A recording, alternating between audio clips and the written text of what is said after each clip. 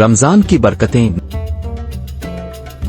एक छोटे से गांव में जो सरसब्ज पहाड़ियों के दरमियान बसा हुआ था, एक नन्हा लड़का हमजा रमजान के आखिरी 10 दिनों का बेसब्री से इंतजार कर रहा था। इसने बुजुर्गों को इतिकाफ के बारे में बात करते सुना था, जो अल्लाह की कुर्बत हासिल करने और गहरी इबादत में मशगूल होने का वक्त होता है, मगर वो इसकी हकीकत को पूरी तरह नहीं समझता था। इसके दादा जो मस्जिद से बेहद मोहब्बत करते थे और हिकमत व दानाई के लिए मशहूर थे, एक शाम जब पूरा गांव रमजान के आखिरी अशरे की तैयारी कर रहा था, तो हमजा ने उनसे पूछा, दादा अबू लोग 10 दिनों के लिए मस्जिद में क्यों रहते हैं? ये इतना खास क्यों है? दादा अबू मुस्कुरा दिए और अपनी सफेद दाढ़ी पर हाथ फेरते हुए बोले, इतिकाफ एक सफर की मानिंद है मेरे बेटे। ये तुम्हारे दिल का एक ऐसा सफर है जो तुम्हें दुनिया की मसरूफियात से दूर ले जाता है और तुम्हें अल्लाह के नूर की तरफ ले आता है। ये सुनकर हमजा का इश्तियाक मजीद बढ़ गया और उसने अपने वालिदैन से दरख्वास्त की कि वो मस्जिद में इतिकाफ बैठना चाहता है। पहले तो उन्होंने कुछ हिचकिचाहट दिखाई, वो सिर्फ 12 साल का था, लेकिन इसकी लगन देखकर उन्होंने इजाजत दे दी। नूर ए इबादत। रमजान की 20 शब हमजा मस्जिद में दाखिल हुआ। इसके साथ एक छूटी जाए नमाज, कुरान और एक नोटबुक थी। जैसे ही इसने मस्जिद की दहलीज पार की, एक अजीब सी रूहानी सुकून की लहर उसके अंदर दौड़ गई। बाहर की दुनिया, इसके दोस्त, खेल कूद और रोजमर्रा की आवाजें सब जैसे कहीं खो गए थे। पहले चंद घंटे बहुत पुरजोश थे।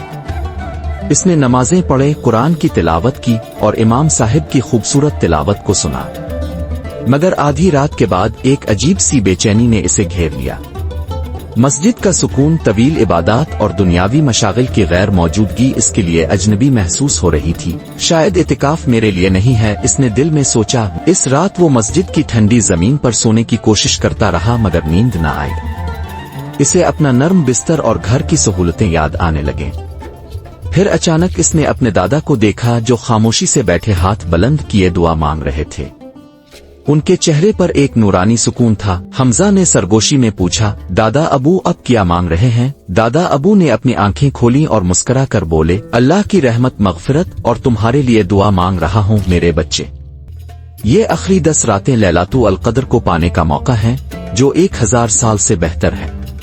हमें इसे सच्चे दिल से तलाश करना चाहिए। ये सुनकर हमजा के दिल में एक चमक जाग उठी। इसने लैलातुल क़द्र के बारे में सुना तो था, मगर अब वो इसकी बरकतों को महसूस करना चाहता था। नूर की रात। जैसे जैसे दिन गुजरते गए, हमजा का दिल इबादत की तरफ माइल होता गया। इसे तहज्जुद में जागने, अल्लाह से सरगोशियों में अपनी दुआएं कहने और इफ्तार की तैयारी में इमाम साहिब की मदद करने में मजा आने लगा। हर रात वो ज्यादा खुलूस से नमाज पढ़ता और अल्लाह से हिदायत और इस्तिकामत की दुआ करता। 27 रात को मस्जिद का माहौल बदला बदला सा लगा। फिजा में सुकून और रूहानियत महसूस हो रही थी। इमाम साहिब की तिलावत में एक खास जज्बा था जो सीधा दिल में उतरता जा रहा था।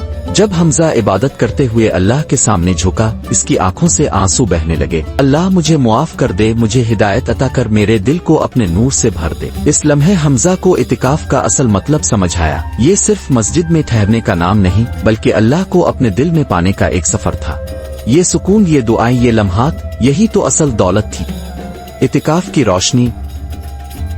जब रमजान का आखिरी दिन आया, हमजा ने मस्जिद से निकलते हुए अपने अंदर एक नई रोशनी महसूस की। दादा अबू ने इसके कंधे पर शफकत भरा हाथ रखा और कहा, अब तुम समझ गए मेरे बच्चे। इतिकाफ सिर्फ दुनिया को छोड़ने का नाम नहीं, ये अपने अंदर के नूर को दरियाफ्त करने का नाम है। हमजा ने मुस्कुराकर आसमान की तरफ देखा। इतिकाफ का सफर तो मुकम्मल हो गया था, लेकिन ईमान का सफर अब शुरू हुआ था।